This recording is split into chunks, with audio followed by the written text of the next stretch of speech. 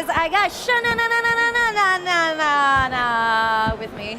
Hello. Nobody said it right so far. I know you. We It's on bonded. purpose. We bonded last night with the orcs.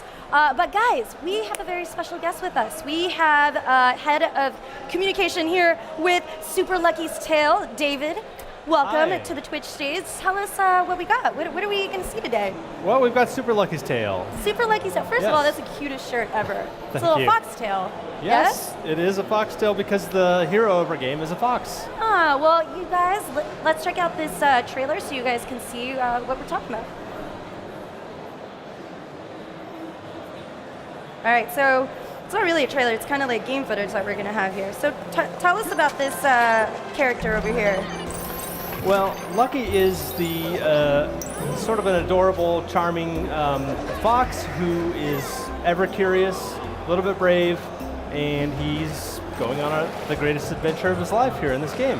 And this is some B-roll from the game, which really kind of shows off the cute aesthetic and really kind of rich world we were trying to create with the game. And the level design is really interesting too, right? You had all these people come in and kind of break it down for our Lucky character.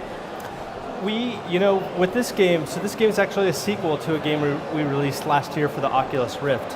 Okay. And that game we were trying to basically learn how to create a VR game because we'd never done it before. This time we had a lot more time to spend on the story, characters, the level design, and we ended up leaning into the kind of the style we call the playground platformer, where we really try and have every level be its own kind of ride and its own kind of variety, so you never are quite sure what you're going to get. It looks really cool. Like, it looks like the kind of game that I used to play as a kid, like the Crash Bandicoots out there. Like, it looks very bright and vibrant, like very much nostalgic in some form. So what is this Yes. level? Where are we? Where is Lucky's like playground? What is this journey that he's going through? Well, so first of all, to speak to your point, the primary driver for us in making these games was that itch we feel whenever we remember fondly those games: Crash Bandicoot, Banjo-Kazooie, Super Mario 64, and we went back and played a lot of those games when we were making these, and realized we wanted to make sure is it just nostalgia or is there something there?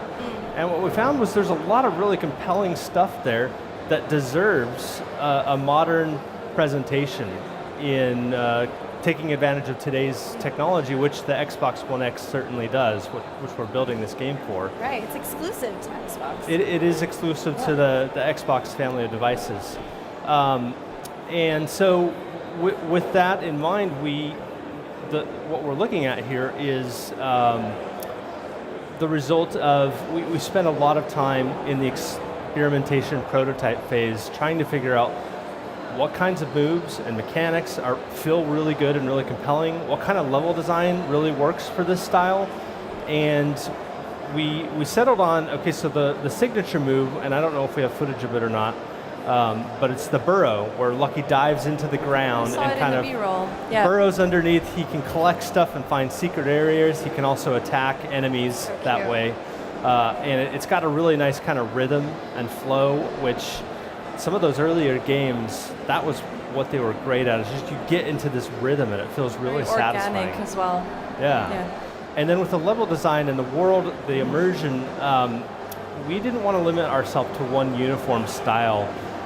Some platformers, each level is the same. The setting may change, but it's basically something like run from left to right. Right. We wanted every level to feel like its own kind of experience. And so that's why we call it the playground platformer, because you never are quite sure what you're going to get. Some are completely open 3D maps. Others are actually 2D side-scrolling.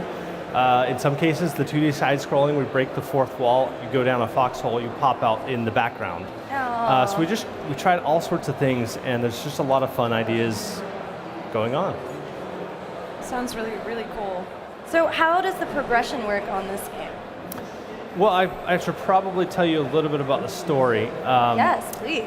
Lucky's the hero. The villain is this big mean cat named Jinx. What? You have a cat, so you're It's like not mean. he's just misunderstood. What's the cat's name? Jinx. Jinx. My cat's And- named James. I thought Oh. for a second there. No, we you were would never. offending me. We would never infringe upon your cat's No, okay. good honor, good 'Cause name. I'm onto you. I know. We got to be careful. But he's recruited his children as his henchmen, and they are referred to as the kitty litter. That sounds too adorable to be evil. The thing is, none of them are really evil. They're more misguided, and they've all got their own kind of charming personality. And if anything, they're just kind of funny in their incompetence. But they're all trying to steal this book called the Book of Ages, which is kind of the key artifact in the game. And Lucky is trying to save the book because inside the book are these entire worlds filled with creatures and life. And at some point, everyone gets sucked into the book, and that's where the game takes place. Each chapter is a new world. Wow. So all the levels that we're looking at here are the different chapters of the book, and Lucky is trying that each world has its own inhabitants. This one is Veggie Village. It has a bunch of cute little worm guys, and I know worms don't sound cute. We found a way to make them cute. Oh man. So this is Tess. She's one of the kitty litter. She is an inventor. She has all sorts of contraptions that is causing havoc in the world, and Lucky has to figure out a way to disable them and save the creatures. I like her wrench in her hair. Yeah, she's very proud of her inventions. Yeah. And she's got to have the tuning fork handy for, science. There you go. For science. For Yes, science. for science. And so Lucky, he has to battle it out with this cat. What's the story? Like, are they? They are trying to steal this book for, I wouldn't say evil. Let's say nefarious purposes. Okay, all right. And Lucky is just trying to save. He's a guardian of the creatures inside and the world Okay. inside, and so he's trying to save the book and kind of restore order in each of these worlds, while they do their best to kind of tear pages out and cause mayhem. So that's kind of the main conflict. Okay. Is So that's our foundation. But Yeah. is there anything that you would like to share, with everyone kind of, this is, seeing this for the first time? What kind of players can play? Could experienced players or novice players? I feel like this game is for everybody. I think you're right. With this game, so in today's market, there just aren't a lot of games like this. They were ever popular in the 90s, and then they kind of Fizzled out. they kind of faded a little bit. Yeah. But we still think there's a big audience for this kind of colorful, all audiences, family-friendly game, and we really try to hit this sweet spot where it's simple enough and accessible enough for someone new to this genre, or for kids, parents.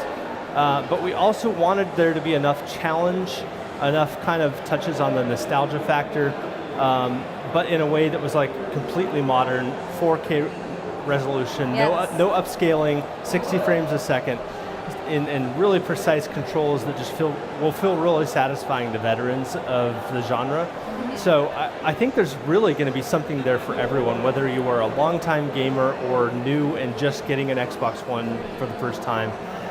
It's your first gaming console. In either case, there's going to be something there for you to appreciate. Like that was the first thing I noticed is this looks like what I used to love, and that is not made that often anymore. They're even remaking the Crash Bandicoots because there's no new games apart from this now. You're right. that right. come close to that feeling of hanging out on your couch all weekend when it's raining and just beating the levels. Yeah, just one by having one. some casual fun. Yeah. And I think we're starting to see, people are starting to realize this is something that is vastly underserved, this type of game. Yeah. So we're starting to see more games like that come out. Like we had Ukulele come out earlier, and the reaction to that was really enthusiastic, and I think that encouraged us that we were on the right path. Also, the reaction to our first game, Lucky's Tale, was really enthusiastic. Unfortunately, not a lot of people have VR headsets laying around, so Right. it's harder to play. But that's part of why we wanted to partner with Microsoft Right. to bring the game Good to move. more players. And it's So going to be on the new X. The new X, yes, Woo! the Xbox One X. Beautiful. Well, it's coming out soon. It's coming in the fall, November 7th. Yes. So you guys can check it out November 7th, and it's actually a nice little price point at $29.99. Yes. You know, so it's, Yes. it's a nice little It's price good. point. It's a really good price point. So I know everybody out there in the Twitch world, you know, if you're into these games, check it out November 7th. But